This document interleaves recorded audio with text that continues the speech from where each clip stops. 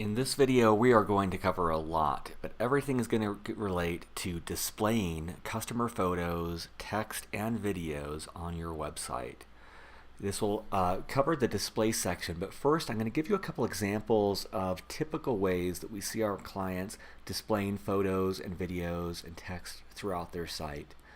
The first one is one that you've seen in previous videos. It's on southerntide.com. This is a very compact module. It's a way of displaying customer photos on your highest trafficked website page, which is your home page. It's a way for people to explore, to see what customers are saying about you, but a great thing that they do that we also encourage is they have this view gallery button enabled in our display module, which allows people to click and go deeper and to see more of this. And so the second instance is what we call a community page. This is usually a page with a simple header image, some very brief text prominently displaying the hashtag, and then a whole gallery of customer photos, customer love, customer testimonials. And so the community page is the second spot that we typically see our clients integrate our technology. I'll give you a different example on lowpro.com. They as well display this on their homepage, but they use a different gallery. We'll get into different options in a second, but this is a cool way, and again, really compact, just a teaser almost of customer photos. LowPro is a great example as well for the third place that we typically see our technology, and that's on product detail pages. And in my view, this is the most important because this is the highest converting place to put these customer photos. One of the things we'll show you is that with Storybox, you can see that they're only displaying photos related to this specific product, and our technology does that automatically. And so we'll show you how to do that as well. So homepage, community page, product detail page, those are the three most common, but you're welcome to place these display modules wherever you'd like. Now, one resource that will be really helpful for you is at demo.getstorybox.com. Here you're going to find 6 of our turnkey display modules. Now, each of these galleries can be customized further within the dashboard. I'll show you that as well. But it's a good place to get a sense for what are some basic display modules. Do you want something like this, like our story slide that's a prominent image and caption? Do you want something like what LowPro was using on the product detail page or Southern Tide was using on their homepage? We call this the story reel, which is a very compact horizontal gallery. Or these others are more expansive. So our story fall, which features different sized content tiles. Our system will use analytics to determine which tiles to use a big photo for, a big video versus the smaller ones. You can use our story wall, which is based on Instagram, where each content tile is a uniform size. Or story feed, which is based off of Pinterest, where each content has a different tile. Or our story box, which is more of a horizontal gallery, but has some cool features where different photos can zoom and videos can autoplay and different ways to display your content.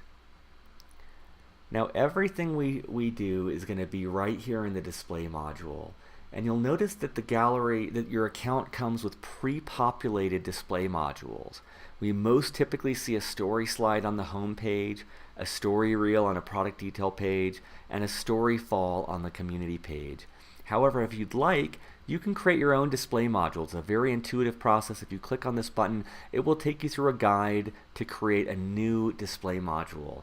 Instead, though, I'm going to show you using these pre-created display modules how you can add these right away.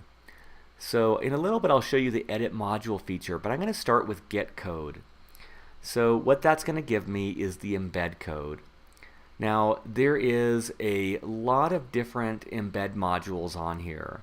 If you are using Demandware or Shopify, you can use these integrations. I'm just going to do a quick one using the standard embed code. I'm going to copy that code. I'm going to use this on Weebly. You can use the same process for WordPress. You can use it for Squarespace. Any HTML-based website editor will be the same thing. So I'm going to drag in an embed code.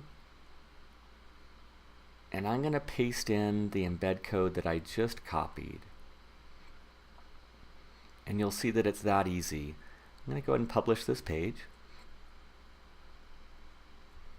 And you'll see here that that story box, the story slide display module, is right here ready to go. It's going to be the same process for the community page, which is usually a story fall. You can just get that code. I want to show you one that's different though, and that's the product detail page, which usually uses our story reel. Now, my recommendation for your product detail page is to go ahead and use the product page embed code. You're going to notice that instead of one line, this has a couple more lines where it's referencing the product ID. What this allows you to do is when you add this to your product page, you can add it once to your product page template. After that, our system will just reference and say, hey, what product is on this page? Only show the content tagged with that specific product. That's why we've got a couple more lines than the standard embed code. I also wanted to show you how the edit module page works. Now, anything that you want to customize can be done within the edit module. So for instance, I could say, what is your hashtag beyond the uniform story? And that's going to update on our display module. I can change the limit, the length of the video. I can say I want to allow people to submit 30-second videos. I can say I can display 4 tiles or 5 instead of the 3 that I just showed you. I could say, hey, only display content with this new tag I'm created called homepage. And now in the content section, any piece of content that I tag with homepage, it'll only display those photos. You can see that we default the gallery displaying just the most popular. Basically, our analytics are saying which content to display, but lots of different options for how you want the content to display. I can add an image for the top of the gallery. I can change the gallery top text. Actually, let me show you that. This is the top text. And watch this. I'm going to go ahead and just save this right now. I'm going to go back to this page. I'm just going to reload this to show you what those changes have done now. You can see that that top text that I entered is right there. We could stylize this further, but I just wanted to show you that real quickly. There's a lot you can do here, and I don't want to take up the whole video showing this, but lots of examples, like I can turn on voting if I would like. I can change what types of content people can submit. So as a default, we do lots of different video and photo options. I could turn those on or off really easily. So I'll let you play around with the display section and contact our support desk as you have more questions. There's a ton of flexibility here, a ton of options here, but to go through all of it in this video would be a little bit too long. So that's an overview of the display section. Next, we're going to go on to the analytics section and how to set it up and to use your analytics.